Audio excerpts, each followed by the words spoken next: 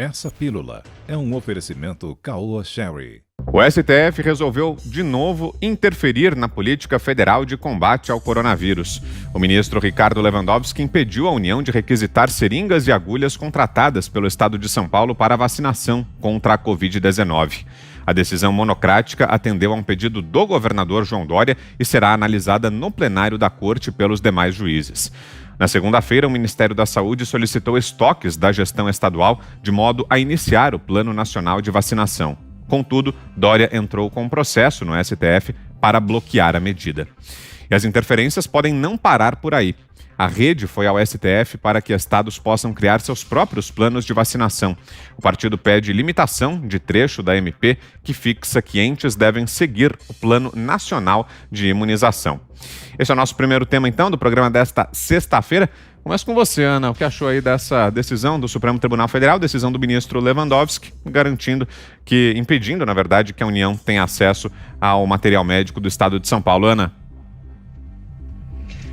Mais uma vez, né, Vitor, vamos aí iniciar um novo ano com problemas antigos. E aí, infelizmente, são problemas que parece que estão longe de qualquer solução imediata, que é a interferência do nosso judiciário em várias prerrogativas importantes, principalmente do Poder Executivo, não apenas medidas econômicas e medidas que poderiam ter um certo tempo de decisão, de debate, de discussão, mas medidas emergenciais no meio de uma pandemia histórica, de uma pandemia letal que coloca em risco aí a vida de muitas pessoas.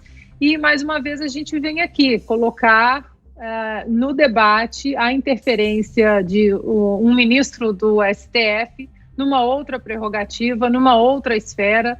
A gente vê, Vitor, que o que está acontecendo no Brasil já foi, se eu não me engano, a doutora Ludmila Grillo, ela falou sobre esse livro, mas eu também já li esse livro, é de um cientista político canadense, o Hans Herschel, que ele fala da juristocracia, né, que é agora um movimento aí que parece que está crescendo bastante no mundo.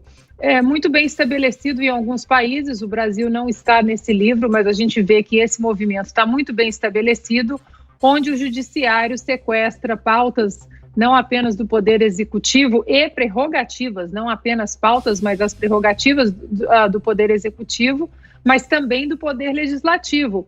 E isso até, Vitor, no livro ele explica muito bem da anuência discreta, silenciosa de muitos membros das casas legislativas, exatamente para não ter que colocar as mãos em pautas que não são populares, em assuntos que podem tirar aí alguma capilaridade política para futuras reeleições. A gente vê um silêncio muito grande de legisladores, de políticos que foram eleitos pelo povo. Aí a gente pode discutir as esferas político-ideológicas de cada um, mas são representantes do povo nas suas casas, aí entregando muitas vezes essas prerrogativas a agentes que não foram eleitos diretamente pelo povo. E, infelizmente, nós vamos entrar o ano de 2021 vendo ministros do STF, agentes aí de uma esfera institucional que não foram eleitos pelo povo, interferindo em absolutamente tudo. Você, Paulo? Tem algum assunto, né, que não tenha interferência do Supremo Tribunal Federal no Brasil? A gente está aqui preocupado com eleição, se vai ter fraude ou se não vai ter fraude, urna eletrônica, voto impresso, não sei o quê. Tem uma discussão, né, a respeito de como é que a gente vai eleger o nosso presidente, os nossos deputados e tudo mais, mas o que importa, né? Quem governa o Brasil é o judiciário. E não é nem o STF, né? No caso especificamente foi uma decisão monocrática de um ministro do STF, não foi nem o STF como um todo. A Ana trouxe bem aí o livro do Ren Herschel, Towards Juristocracy, né? Em direção, no caminho de uma juristocracia, que eu acho que está sendo traduzido e publicado no Brasil. Eu considero um dos livros de ciência política, talvez, mais importantes dos últimos anos, é uma leitura fundamental que os cientistas políticos brasileiros ainda não descobriram, espero que estejam descobrindo agora que o livro vai ser publicado no Brasil, porque se o Brasil não vive uma justocracia, eu não sei quem vive, né? O livro fala sobre a expansão do judiciário como um todo, mas fala muito sobre as constituições, sobre como as leis e as constituições elas estão se tornando mais abrangentes e instrumentos, constituições mais novas, como a do Brasil e do Canadá, são instrumentos de transformação social, né? Em vez da transformação social ocorrer pela sociedade, ela ocorre pelo poder judiciário. E se engana no Brasil quem pensa, muitas vezes a gente fica assim, é o STF, é o STF, é o STF.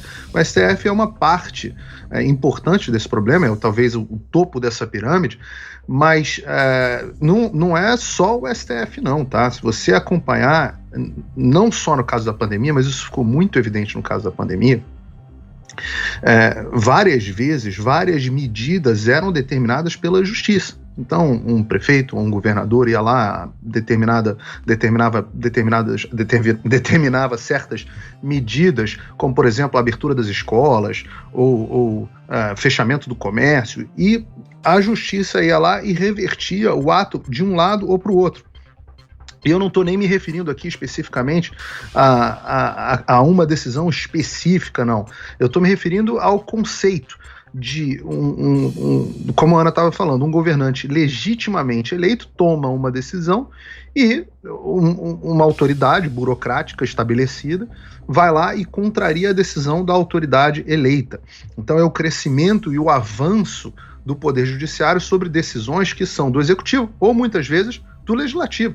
Você teve agora recentemente o nosso próprio STF, prorrogando os prazos de calamidade à margem, à revelia da lei. Esse processo dos juízes cada vez mais interpretarem a lei de forma criativa e não serem mais escravos da lei, né? Porque como é que foi pensado o sistema que a gente vive das democracias republicanas modernas, né? Tudo mais ou menos copiado aqui do sistema criado pelos pais fundadores americanos, onde você tem os 3 poderes, independentes e interdependentes, harmoniosos entre si, e cada um funciona com freios e contrapesos em relação aos demais, né?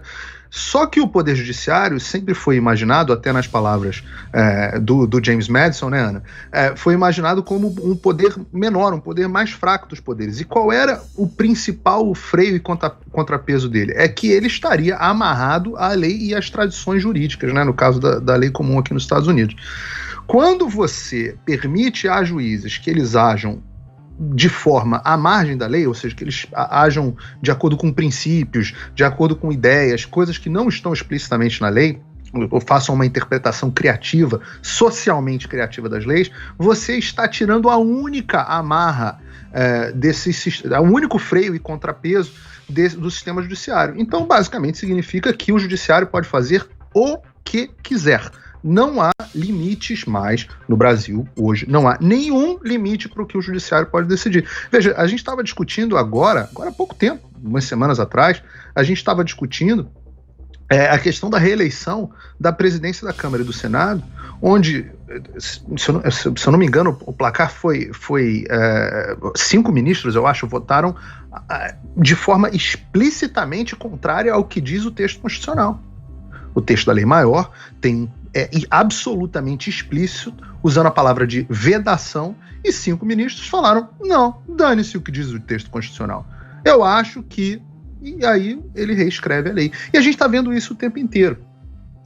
Bom, no caso aí específico em tela, onde você tem uma disputa entre o governador de São Paulo e o presidente da República, né, na verdade, entre o governo de São Paulo e o governo federal, para ser mais preciso, eu confesso muitas vezes que eu vejo essas discussões e tenho vontade de colocar os dois, igual eu faço com as minhas filhas, assim, eu falo, não sei quem está certo, mas se entendam. Se entendam, não dá para vocês ficarem brigando aí na questão de quem vai dar vacina. O plano é nacional de imunização ou é estadual de imunização? Eu até gosto da ideia da federação, de você dar mais poder aos estados e menos poder ao governo federal, mas tem certos planos que são nacionais. Então, nesse assunto especificamente, a vontade é, meus filhos, se entendam, não dá pra gente ficar em guerra de quem vai fazer o quê, se entendam e cheguem a um plano comum, porque no final das contas, O que a população quer é ser imunizada, quem acha que deve ser imunizado, né? Ter o direito de ser imunizada o quanto antes. E quem não quiser ser imunizado também que não seja.